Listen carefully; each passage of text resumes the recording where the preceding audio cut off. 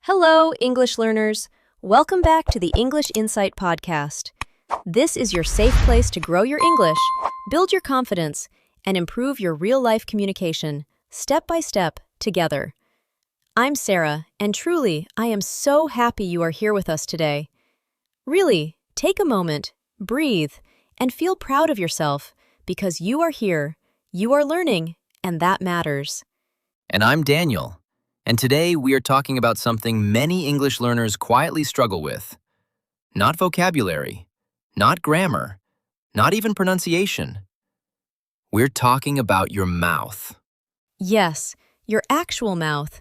Because have you ever noticed that sometimes you know the words in your mind, you understand what people say, maybe you even think in English a little, but when it's time to speak, everything suddenly freezes. Your mind goes blank. Your mouth feels slow. Your confidence disappears.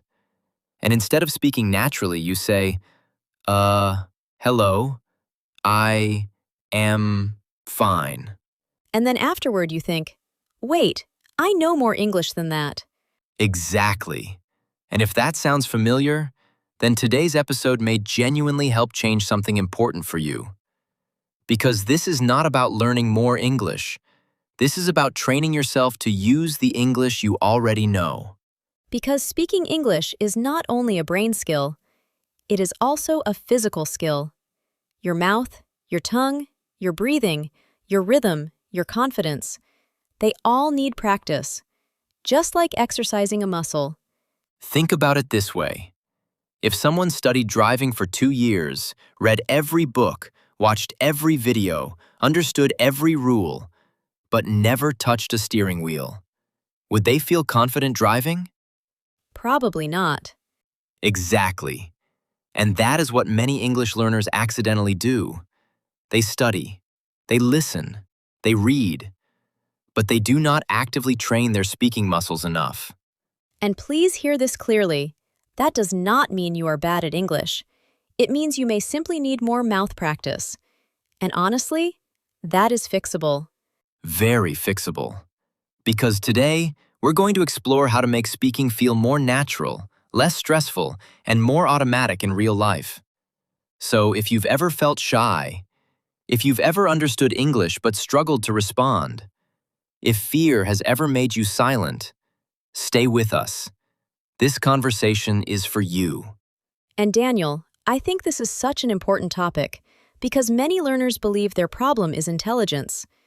But often, it's simply lack of spoken repetition. That's such an important truth. Many people think, I need more grammar.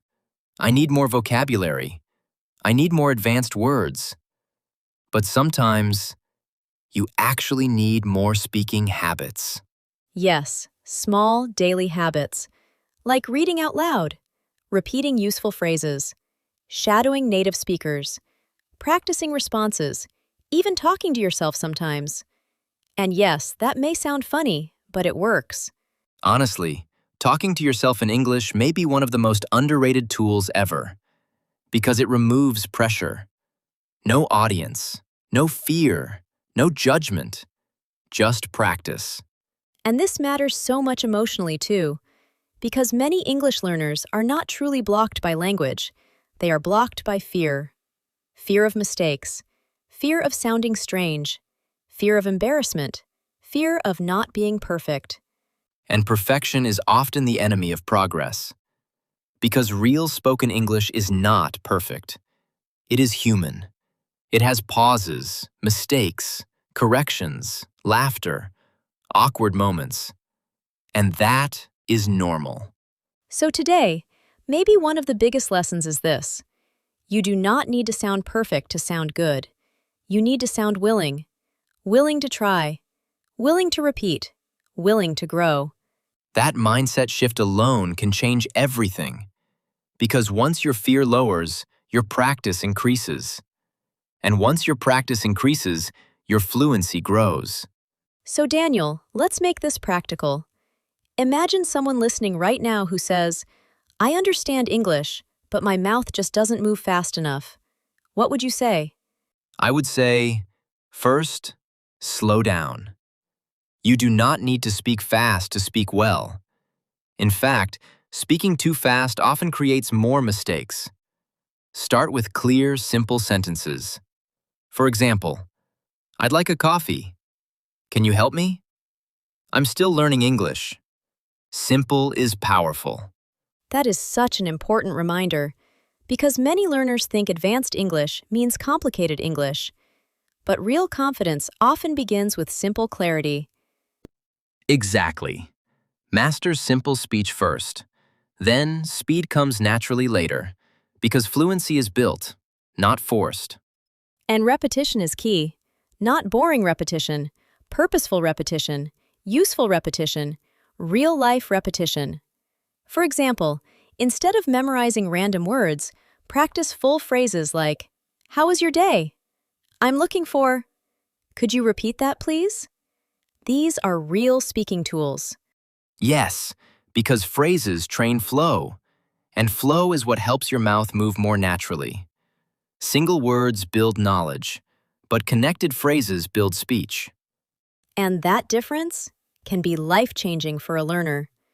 Because when your mouth starts recognizing patterns, speaking feels less like panic and more like communication. And that is where something beautiful begins to happen.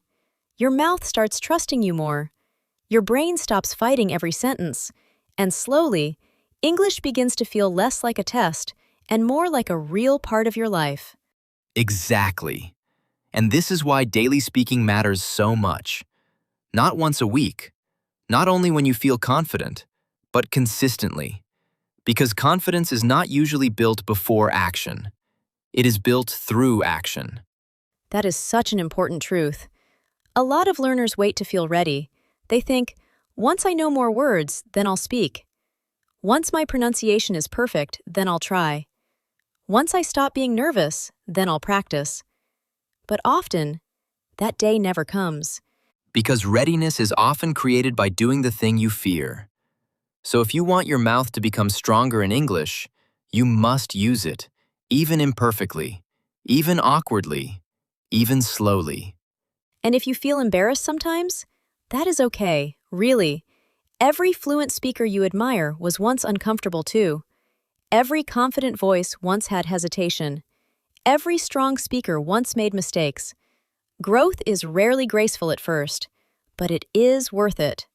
Let's talk about one practical habit that can genuinely change a learner's spoken confidence. Reading out loud.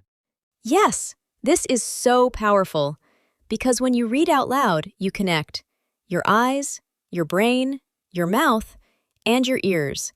It becomes full speaking practice. And the best part? You can do it every day. 5 minutes, 10 minutes, a short podcast script, a conversation, even your favorite YouTube subtitles. Speak them, feel them, train them. And here's something many people forget. When you practice out loud, do not only focus on pronunciation. Focus on energy. Focus on rhythm. Focus on emotion. Because real English is not flat. It breathes. It moves. It feels alive. Exactly. If you always practice like a robot, hello, how are you? Then real conversation may still feel unnatural. Instead, practice naturally. Hey, how are you today? Can you feel the difference? That difference is huge. Because language is not only words. It is music. It is connection. It is emotion. And when learners begin practicing that way, their English often transforms faster. And let's also be honest about something. Some days will feel frustrating. Some days your mouth will feel slow. Some days you may forget easy words. That does not mean you are failing. That means you are learning. Yes, please remember that. Bad speaking days do not erase progress. Mistakes do not erase growth. Slow progress is still progress. And often, the learners who improve most are not the ones who are perfect. They are the ones who keep going. Consistency beats intensity. You do not need one perfect day. You need many real days, many spoken moments, many brave attempts. That is how transformation happens. So maybe today, instead of asking, "How can I sound perfect?" ask, "How can I practice more naturally today?" That question can change everything. Maybe today you read one page out loud. Maybe you repeat 5 useful phrases. Maybe you describe your day in English. Maybe you practice ordering coffee. Small actions, big results. And dear listener, if you've been doubting yourself lately, if you've been feeling behind, if fear has been making you quiet, please do not give up on your voice. Your English voice matters, and it deserves practice. You are not trying to become someone else. You are training yourself to express who you already are in another language. And that is powerful. Honestly, that may be one of the most beautiful parts of learning English. It is not only about language, it is about expression, freedom, connection, opportunity. Keep listening, keep speaking, keep growing, because every sentence you practice is building a stronger future version of you. And we're so glad you're here growing with us.